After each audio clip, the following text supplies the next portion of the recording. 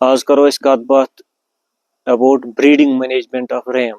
Use अस ram sheep flocks मज introduce करान अम सुंद ब्रीडिंग मैनेजमेंटस मज क्या क्या तदबीर करें ताकि सन फर्टिलिटी ऑफ द फ्लॉक रोज बेहतर। फर्स्ट ऑफ ऑल वन बह कि breeding success of any sheep flock यह कर डिपेंड दोन चीजन पे, इवन पे तो रैमन पे, and it depends equally. Utah even पे डिपेंड कर तुत रैमन पे डिपेंड कर। यह फैक्ट कि मेल यानी ram half of the herd. गो यूता इवन हुंद ख्याल थवन तूता रैम सुंद ख्याल थवन ताकि सन फर्टिलिटी गस ऑप्टिमम फ्लॉकस। अम खतर क्या कर रैम इंट्रोड्यूस कर, फर्स्ट ऑफ ऑल सिलेक्ट कर सह रैम युस फिट आस, not fat, fit not fat.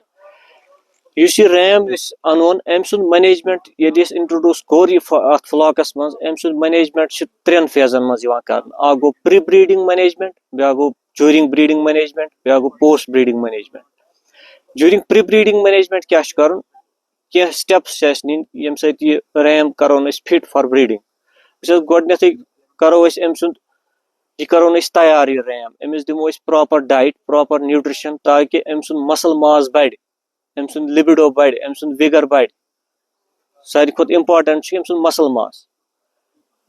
तम पत करो अमिस रैमस करो शेयरिंग। शेयरिंग इम्पोर्टेंट कर अमिस अराउंड बेली ताकि अमिस यदि मैटिंग कर, मैटिंग गस सक्सेसफुल। तम पत करो हूफ ट्रिमिंग। अगर अमिस हूफ जीठ करो कट ताकि अमिस गस लैमनेस ड्यूरिंग ब्रीडिंग क्या। गो यह करो तैयार फॉर ब्रीडिंग सीजन। तम पत ये ब्रीडिंग मज थ्रो इंट्रोड्यूस कोर ब्रीडिंग मज अत खास ख्याल थवन कि यह फिट रैम तैयार थो अमिस रेशियो दिन 1:30, यानी कि यह रैम 30 इस्तेमाल कर यह इंट्रोड्यूस कर फ्लॉकस मज। अम खतर क्या अगर यंग रैम अमिस खतर हेको वह थी वो यूज, मगर इस experienced adult experienced RAM Amish खतर हेको 30 थी। अमे रेशियो हिसाब से रैम कर इंट्रोड्यूस 2 ना 3 ना 4 depending on the strength of the flock. इसके लिए हमें क्या करना है कि रैम इंट्रोड्यूस कोर ख्याल थवन कि यह गि कंटिन्यूअस मैटिंग कर ड्यूरिंग ब्रीडिंग क्या। अमिस गस मज मज रेस्ट त वो रात या दह गस अमिस मिलन, कोशिश कर। हालांकि यह बड़ा अनकंट्रोल्ड प्रोसीजर तो मगर यूता अत पे कंट्रोल थो तूता यह फर्टिलिटी दी असल। पत ड्यूरिंग बेमिस प्लान ऑफ न्यूट्रिशन कर increase, because some important minerals, vitamins which are necessary for semen production, semen quality, semen motility, semen vigor, semen vitality, तिमन खतर vitamins, minerals and proteins essential। Go increase कर plan of nutrition during breeding season। तम पत breeding Ramon मकलो one त्रावन अत post breeding management. यह त्रावन non breeding सीजनस मज अत वन सेक्चुअल रेस्ट। अमिस प्रॉपर सेक्चुअल रेस्ट दिन अमिस या ब्रीडिंग खतर इम्पोर्टेंट स्टेप ब्या रैम त्रावन मैक्सिमम 45 दोहन गस रोजन ब्रीडिंग खतर। क्या तम पत गसान मसल एग्जॉशन, अमिस वाइटलिटी गसान डिक्रीज, विगर गसान डिक्रीज, तम पत अम सुंद फायदा अत रोजन कहें। क्या कंटिन्यूअसली सिमन दिवान यह पत वाटरी सिमन बना, अत स्पर्म कंसंट्रेशन कम गसान, बे sperm quality parameters like importantly motility तो DNA इंटीग्रिटी गसान कम, तम सत मजीद इव गसान कंसीव कहें। गो 45 डेज मैक्सिमम थवन याद। तम पत गो पोस्ट ब्रीडिंग मैनेजमेंट मज कंप्लीट सेक्चुअल रेस्ट दिन ताकि अम सुंद सिस्टम अंदर गस बे तैयार।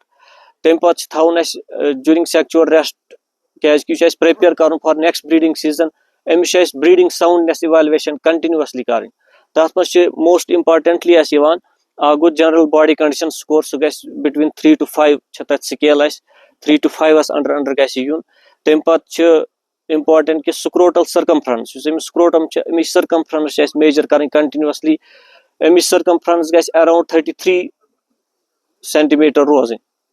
अगर सो अमिक कम गई मनु बिलो 25 28 25 तान गई अमिश अत मज आमुत लबन कि स्पर्म कंसंट्रेशन स्पर्म वॉल्यूम गसान कम तमिक मकसद गो कि तम पत फर्टिलिटी कम तो बे हेको टेस्टिकुलर टेस्टीज हेको पालपेट कर testicular hypoplasia testicular degeneration common disease रेमन मज हेकन गसित ड्यू टू इन्फेक्शंस हेको थ्रो अल्ट्रासोनोग्राफी अकिस वेटनेरियनस निश नीत सह हेक अल्ट्रासोनोग्राफी सहित वुचित इन मा टेस्टिकुलर हाइपोप्लासिया टेस्टिकुलर डिजनरेशन गमस तम पे तम पे प्रॉपर न्यूट्रिशन बे थोड़ा थोड़ा न्यूट्रिशन इंक्रीज कर यीटा टुवर्ड्स ब्रीडिंग सीजन वातन तो तम पे कॉमन क्वेश्चन फार्मरन हंद क्वेरीज कि सोन ब्रीडिंग सीजनस मज रो रेम इन सा कंसीव करान कहीं गोड़ हसा कंसीव करान वुस ब्रीडिंग सीजनस मज खास ख्याल थवन कैंचन चीजन हूँ फॉर एग्जांपल इन्फेक्शन हूँ या heat stress cold stress heat stress all kinds of stresses करान sperm production drastically decrease because they affect the hormones which are responsible for releasing the spermatozoa. So yeli sperm production decrease गई due to stress different kind of stresses तो तम मतलब गो अम sperm concentration कम sperm motility कम DNA integrity कम गो conception rate fertility अम गस कम अम पे कर यम चीज कर